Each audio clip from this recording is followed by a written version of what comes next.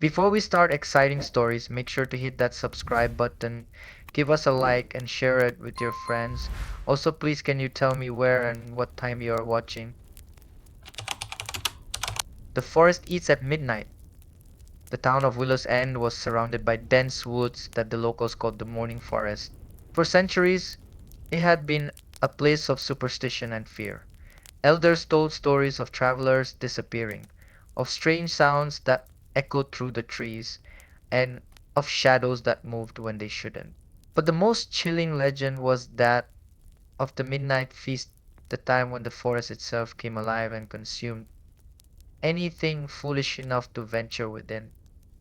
Margaret had heard the stories all her life. She'd grown up in Willow's End, where warnings about the forest were as common as gossip about the weather. Her grandmother would always say, "Never be in the woods when the clock strikes 12. The forest hungers and it always gets its fill." But Margaret had never believed in old wives' tales. She was a scientist, a rational thinker, and she had spent years studying ecosystems and wildlife. When she returned to Willow's End after 10 years away, it wasn't to chase legends. It was to settle her late parents' affairs and hopefully find some solace in the familiar.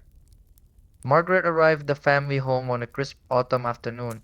The house was exactly as she remembered, a little worn with ivy creeping up the stone walls and a garden that had long since surrendered to nature. She felt a pang of nostalgia but quick busied herself with unpacking. By evening she was settled, though the silence of the countryside felt heavier than she'd expected. As the sun dipped below the horizon, Margaret's eyes wandered to the edge of the woods. They seemed closer than she remembered, the shadows stretching long and dark. She shook off the unease. "It's just trees," she muttered to herself. "Nothing to fear." That night she woke to the sound of scratching at her window.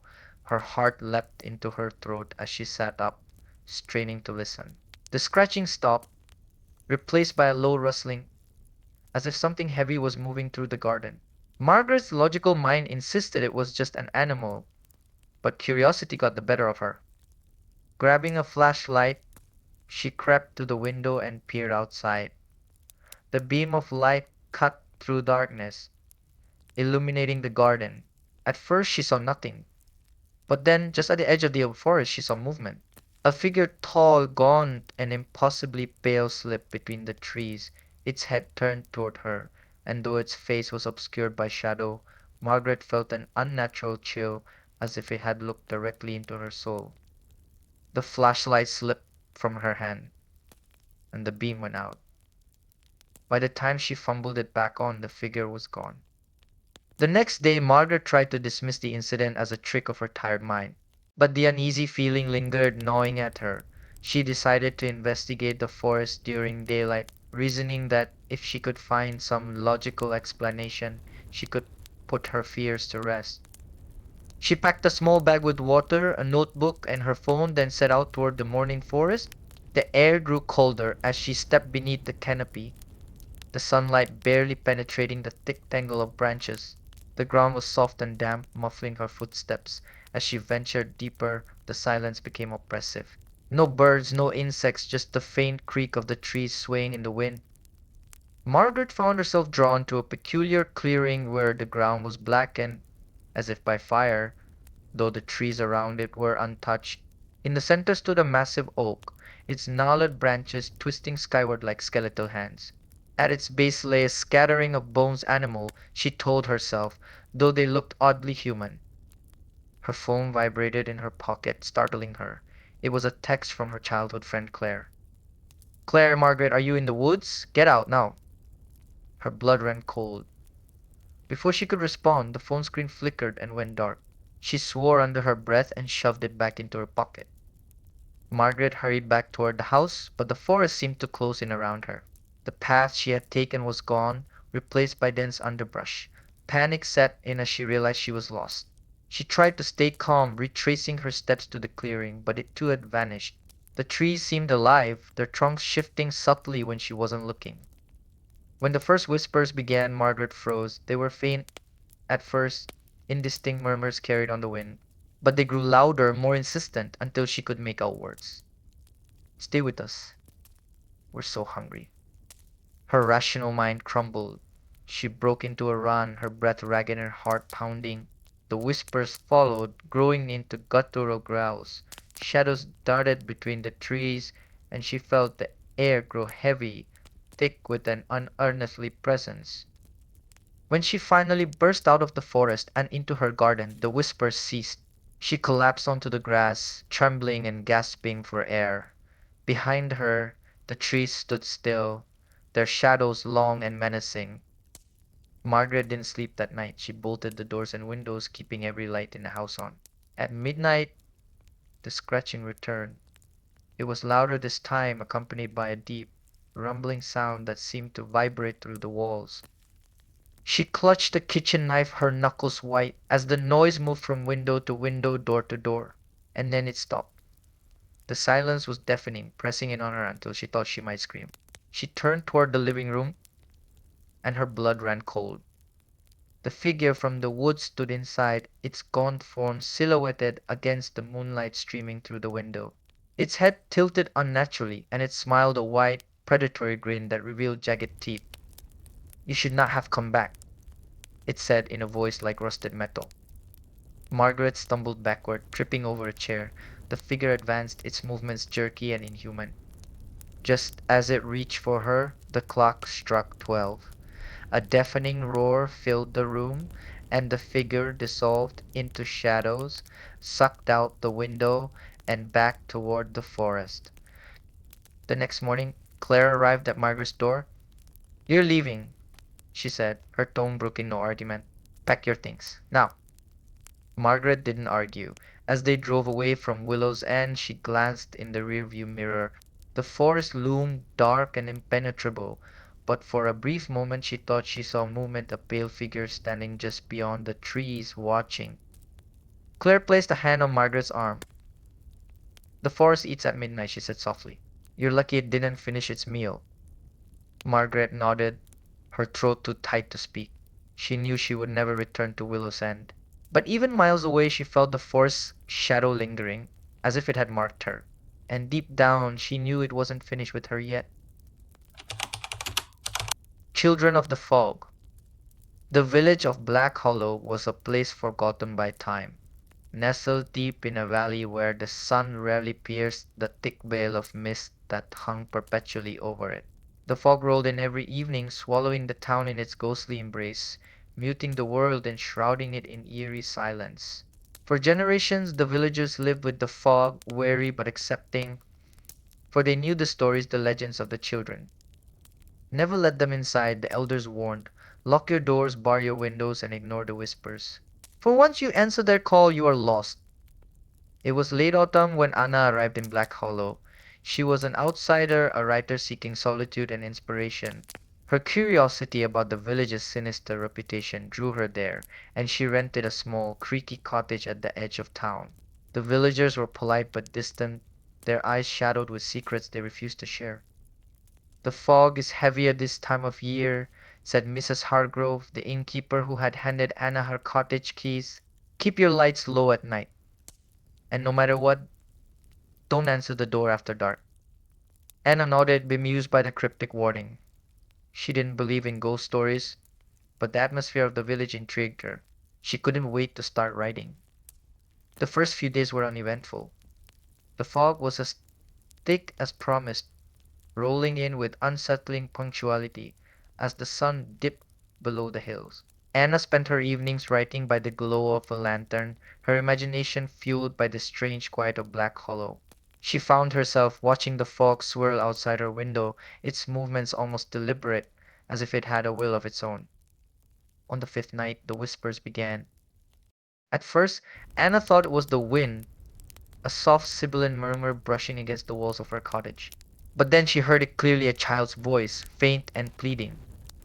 "Help us," it whispered. "Please, we're lost." Anna froze, her pen hovering above her notebook. The voice was coming from outside near the window. She hesitated, her heart pounding, before slowly rising and peering through the glass.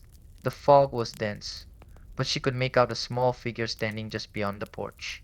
It was a child, no older than 7, with hollow eyes and pale skin. The boy's lips moved soundlessly, and then the whisper came again. "Please let us in." Anna's breath caught. She reached for the door, her instinct to help overriding the unease that gripped her. But as her hand touched the doorknob, a sharp knock startled her. It was frantic, desperate. "Let us in, please." More voices joined the boy's, higher pitched, more urgent. Anna hesitated, her fingers trembling.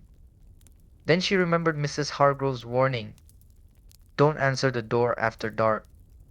She stepped back, her heart racing, and the whispers grew louder, more insistent.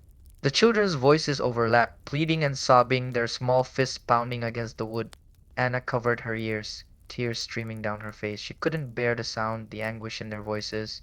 But she didn't open the door. Hours passed before the whispers faded and silence returned.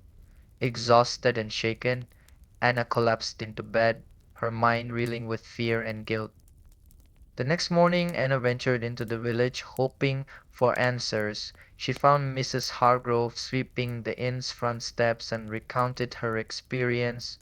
The innkeeper's face grew pale, and she gripped Anna's arm tightly. "You didn't open the door, did you?" she demanded. "No," Anna said. "But who are they? Why do they sound so real?" Mrs. Hargrove sighed heavily, her eyes clouded with sorrow. "They're the children who disappeared long ago," she said. "The fog took them. No one knows how or why, but their spirits linger, trapped between worlds.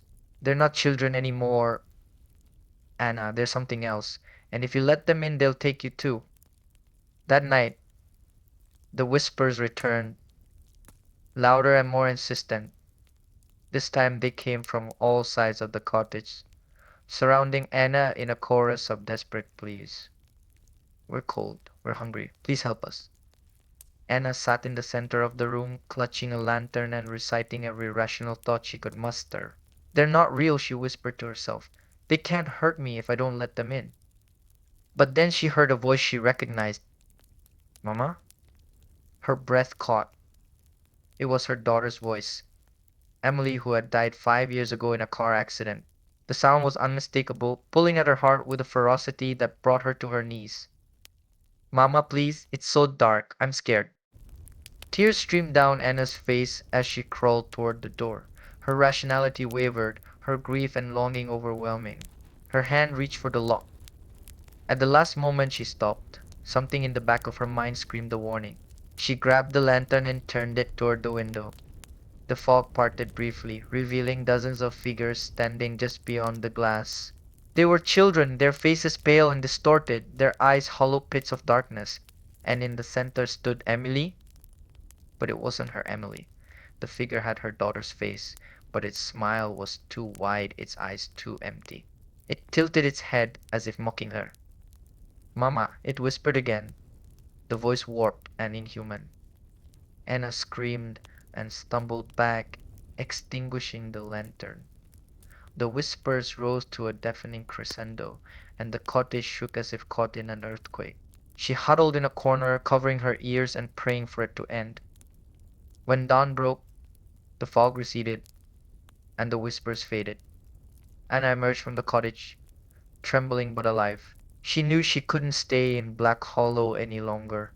The fog was relentless, and she feared her resolve wouldn't hold if the voices came again. Before leaving, she visited Mrs. Hargrove one last time. "Why does the fog take children?" Anna asked. "Why do they want us?" Mrs. Hargrove shook her head. "No one knows. Some say the fog is alive, a gateway to another realm. The children are its servants, cursed to lure others to their fate. You're lucky you resisted. Most don't." Anna drove away from Black Hollow that same day, the village vanishing behind her as the fog closed in once more. But even miles away, she couldn't shake the feeling that the children were still watching, their whispers waiting to find her again. And sometimes, in the quiet moments of the night, she thought she could hear Emily's voice calling her from the shadows.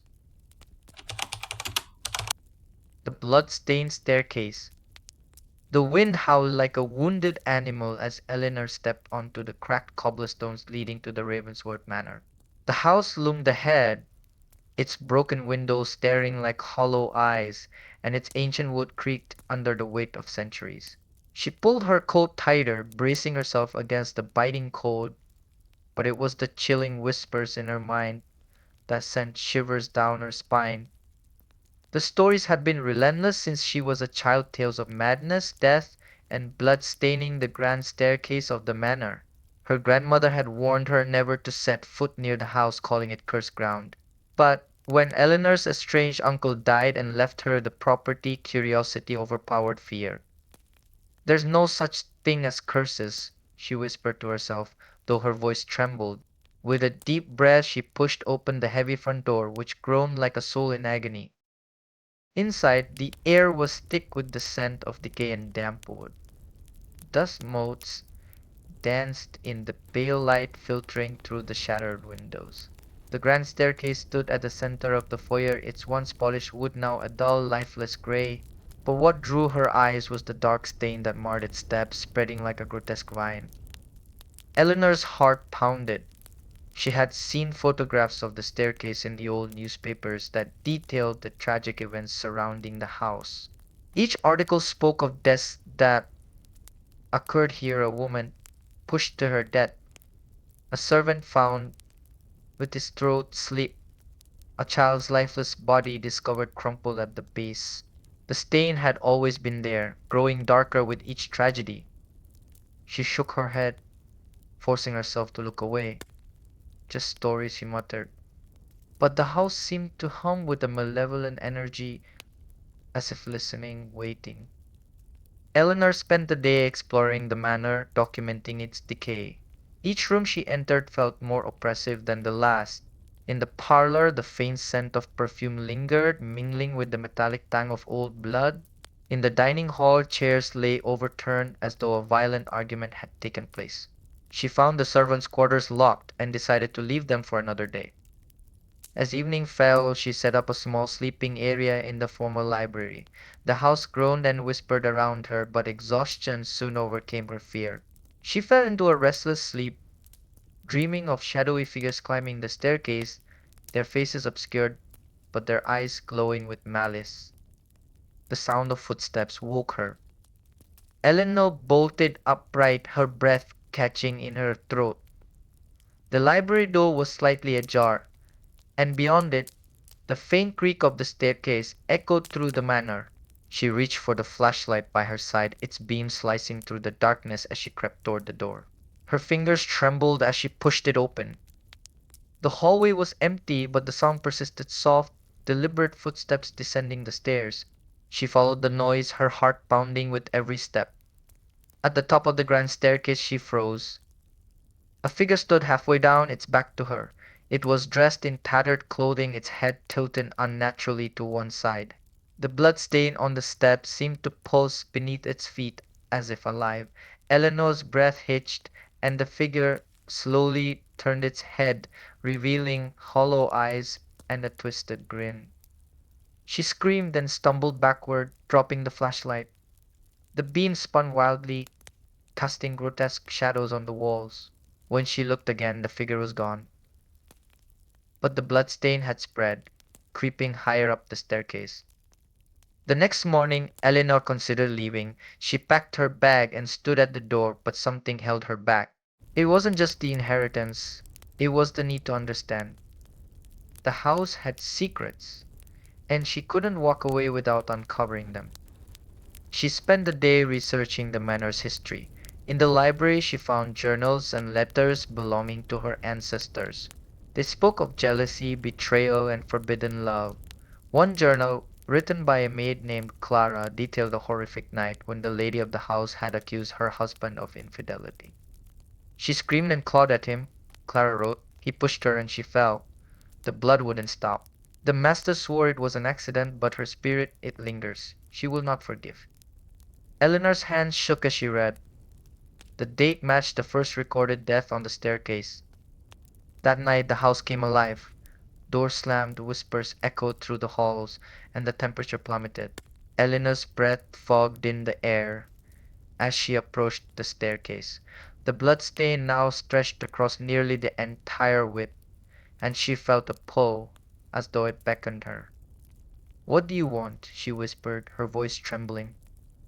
A gust of wind swept through the house, extinguishing her flashlight. In the darkness she heard the faint sound of sobbing. She fumbled for her lighter, its small flame casting eerie shadows. The sobbing grew louder, closer, and then she saw her. At the base of the stairs stood a woman in a blood-soaked gown, her face pale and her eyes wide with sorrow. She raised a trembling hand, pointing to Eleanor. "You must see," the woman whispered, her voice like dry leaves rustling. Visions consumed Eleanor, flashes of the past playing out before her eyes. She saw the lady of the house arguing with her husband, the push, the fall, and the blood pooling on the stairs. She saw Clara the maid weeping as she cleaned the stain, only to meet her own gruesome fate when the master silenced her forever. The visions continued, each death adding to the stain's darkness. When the visions ended, Eleanor found herself on the staircase, her hand resting on the blood stain. It felt warm, pulsating like a heartbeat. She stumbled back, gasping for air. The next day, Eleanor discovered a hidden compartment in the library. Inside was a bundle of letters written by Clara. They revealed the truth. The master had been unfaithful, not with another woman, but with his greed. He had sold the manor's treasures, including Clara's freedom, to settle his debts. The lady's death had been no accident. It was Clara who had pushed her in a fit of rage after discovering the betrayal. The stain on the staircase wasn't just blood, it was a curse born from guilt and vengeance. Eleanor knew what she had to do. That night she stood before the staircase with Clara's letters and a match. She set the letters ablaze, their flames consuming the truth. As the fire burned, the house shook violently. The blood stain bubbled and hissed, the spirits trapped within screaming in rage and anguish. When the fire died, the house fell silent. The blood stain was gone, and the oppressive weight lifted. Eleanor collapsed, tears streaming down her face. The curse was broken, and the spirits were free. In the weeks that followed, Eleanor sold the manor, ensuring it would be demolished. She kept Clara's final letter as a reminder of the darkness that can fester when secrets remain buried. As she walked away from the ruins of Ravensworth Manor, she felt a sense of peace, knowing she had ended the legacy of the blood-stained staircase. But sometimes, in the dead of night, she still heard whispers, a reminder that some scars never truly heal.